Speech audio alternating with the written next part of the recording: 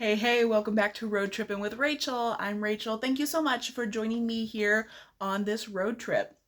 We are going through Vlogmas and doing our character studies right now.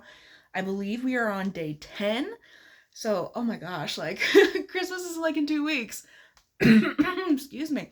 But I'm having so much fun doing everything that's involved with Vlogmas.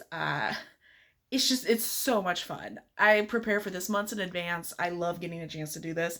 And we are going to be talking today about Ruth. She is the next person that we are discussing in the Family Christmas Tree of Christ as we're doing these character studies. And Ruth, we're reading through the book of Ruth in my small group, and it has been very interesting. My small group is made up of a few different ladies from different walks of life. And I have heard Ruth done as a sermon series through the month of Christmas. And I was like, that's such a great idea. So now I'm thinking about this for maybe Advent next year, like taking a chapter of Ruth. But that's next year. That's 2026. So, and we are not there. we're not even halfway through the month of December yet in 2025. But thoughts, my mind's already going in that direction for next year. But as we look to the person of Ruth and we start looking at this character that we meet through the book that has her name on it, Ruth, like Rahab, is someone who comes from outside of the Jewish faith, and she is invited into the family of God and ends up becoming a part of the lineage of Christ. So, brief overview. The book of Ruth focuses on Ruth specifically, but it ultimately focuses on a family, the family of Elimelech and his wife Naomi. And Elimelech and Naomi, they have 2 sons. There's a famine in Israel. They pick up and leave. They go to Moab, which actually was a big no-no. They weren't supposed to do that, but they did it anyway. The 2 boys end up marrying, but eventually all the men in the family die. We're not told how, we're not told why, we just know that they all pass away. Ruth chooses to return to Israel with Naomi. The other daughter-in-law chooses to remain in Moab and marry one of her people. And Ruth, then the book follows the journey of Ruth and Naomi as they return to Israel, how Ruth works to help care for Naomi, to help provide for her, because you now have 2 widows who don't have any men to protect them. They're basically defenseless, and it is up to the 2 of them to figure out how they are going to make it. And a lot of that burden falls on Ruth as the younger of the 2, and it gives you a beautiful picture of this love story between Ruth and Boaz. Now, we think of it as a beautiful love story, and it is to some degree, but it's also this beautiful picture of how God provides for people. Now, as a part of this, like Ruth, yes, she gets the dude, happily ever after, it is a thing.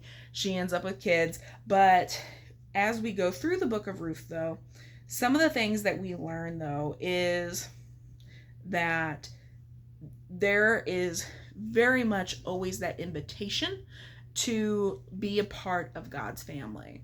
Now, Ruth, in some ways, she had all the rights and privileges that were afforded to an Israeli woman because she had married an Israeli man. So, by virtue of having married an Israeli man, Naomi's son, Ruth was able to get some privileges. However, Ruth also had to overcome the fact that she was a Moabitess. The Moabite people were descended from Lot, and they were the product of incest between Lot and one of his daughters. Now, so the Moabites, they really weren't liked. In fact, through the beginning of the book of Ruth, you never just see it's like, oh, here's Ruth. It was Ruth the Moabitess, or the young Moabitess named Ruth, or Naomi's daughter-in-law, the Moabitess. She is identified by her heritage, not by who she is as a person. Now, we also see where that slowly changes. But whereas with Rahab, you saw where she heard the stories of who the God of the Israelites were. Ruth experienced it firsthand. She saw the faith of Naomi. I imagine her husband was probably faithful to some degree. We're not really told anything about him. But then she also experienced the kindness and the generosity of Boaz. And she chose, I am going to be a part of this people. It wasn't just like there was an invitation that was issued, like with Rahab. Here you see very much that Ruth makes the decision, I am going to be a part of this people. I am going to leave everything that I've known previously, and I am going to go with you, Naomi. And that is a beautiful picture about how Christ is available to everyone, regardless of where you come from, what you've done, where you grew up at. Now, that doesn't mean we don't face consequences for the actions that we have done prior to coming to Christ, and even after we come to Christ, because let's face it, we're all humans. We are redeemed, but we're still sinful. We still have to face the consequences of the actions and the decisions that we make. And with that, though, we do see another picture, which is the idea of like this kinsman redeemer, which is who Boaz is very representative of. The idea of the kinsman redeemer was, now remember, this is the ancient Near East, where a male member of the husband's family, if the husband died without children, this male family member would marry the widow, and then the first son that they have together would inherit everything that would have been the first husband's. That way, everything stays within the family, all the rights and privileges that that husband had pass on to the son, and then any other children that the new couple has then belongs to the second husband. And it is a way of making sure that the women are provided for, but also making sure that the heritage and the land and the wealth doesn't leave the family. It helps keep everything a part of the family, and it also is a way to provide for the widow as well. Because like in the case of Ruth and Naomi, they had no one and they had nothing. Like returning to Israel was the option. There was no other option, or you died, or prostitution. Those were the options afforded to them. And Boaz is this kinsman redeemer that we see, and we see how he just agrees to it. And he's like, no, I'm going to do right by you. I am going to make sure that you are taken care of. I am going to care for you and for your mother-in-law. Which, by the way, like the fact that like you had an entire family basically wiped out, like at the end of the day, Boaz was welcoming a woman he had no relationship to, like, into the family. He was bringing in a Moabitess, but then he's bringing in like his cousin's wife, who was going to act as like his father-in-law, who was going to get to like lay claim to his firstborn son. It's a very unique situation that these two people found themselves in. And this isn't like really a concept that we have in modern day, because it's kind of like you lose your spouse. Well, like because men and women are equal now. We like, you know, in most relationships now, like you're on the bank account, so it's like you're not destitute. Hopefully, I mean, I'm sure there are some people out there who don't think about that kind of stuff and don't have, you know, beneficiaries on their checking accounts or their cars or anything like that. But by and large, we tend to now, culturally, at least Western culture, we tend to be a little bit more prepared for things like that. Being able to pass things on. Like, I'm not getting married off to anybody. It's not a necessity for me. But we see, though, through the entire thing of how our faithfulness and God's faithfulness, how they do work together. That because God was so faithful, and he provided Boaz. He provided a way for Ruth and Naomi to be taken care of. Even if Boaz never came on the scene, there were still things that were put in place to help take care of Naomi and to help take care of Ruth. We see how faithful God is.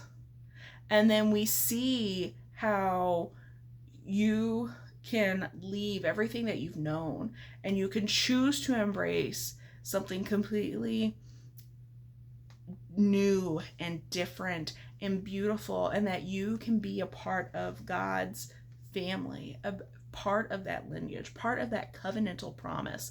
And that's exactly what Ruth does. She chose to be a part of the promise that was her first husband's. And I think to some degree, like that speaks highly of Naomi as well, that in the wake of having lost her husband and then losing her sons and not having anyone to rely on, she's like, I'm going to go back home. I'm going to go back to where I know that I have friends and I have extended family. And even though she said, call me Mara, because the Lord has dealt bitterly with me, in the wake of all of that, there was still something there, though, that Ruth said, I want to cling to that too. I want to be a part of whatever my mother-in-law is a part of. And from the look of Naomi, from that perspective, we want to be able to, in the worst times of life, still be able to point people towards Jesus. And Ruth, during the worst time, she said, I'm going to choose to rely on God. I'm going to choose to have faith in this God that you've shown me. I'm going to choose to remain with you, and I'm going to be a part of your family, and I'm going to be one of his people. And God looks at her and smiles and said, yes, you are a part of my people. You are going to be one of my children. And in fact, I'll do you one better. I'm going to make you one of the women who's a part of the genealogy of my son. It's a beautiful story. That's not just a love story between Ruth and Boaz. It's not just a lesson in how, the law took care of people. It's not just a lesson in faithfulness. It's all of that combined. And Ruth gets to be the mother of Obed, who is the father of Jesse, who is the father of David, and who, out of the line of David, will come Jesus Christ. I hope you're all having a Merry Christmas as you are working your way through our family Christmas tree as we are preparing to get closer and closer to Christmas. I hope you're spending a lot of time with family, that you are enjoying this time of year. If you want to be able to follow along and read more of the things that I'm actually writing, please feel free to check out the website, www.roadtrippinwithrachel.com. And still having some trouble with that doggone editing software, but make sure you're following me on Instagram too, same name, Road Tripping with Rachel. That way you will be able to check out all of the different things that I'm getting up to here throughout the month of December. And then I can't believe we're getting into the time now where it's like, I need to get everything ready for when we start our new study here soon in January. But I look forward to seeing you all soon. I will see you all next time. Bye.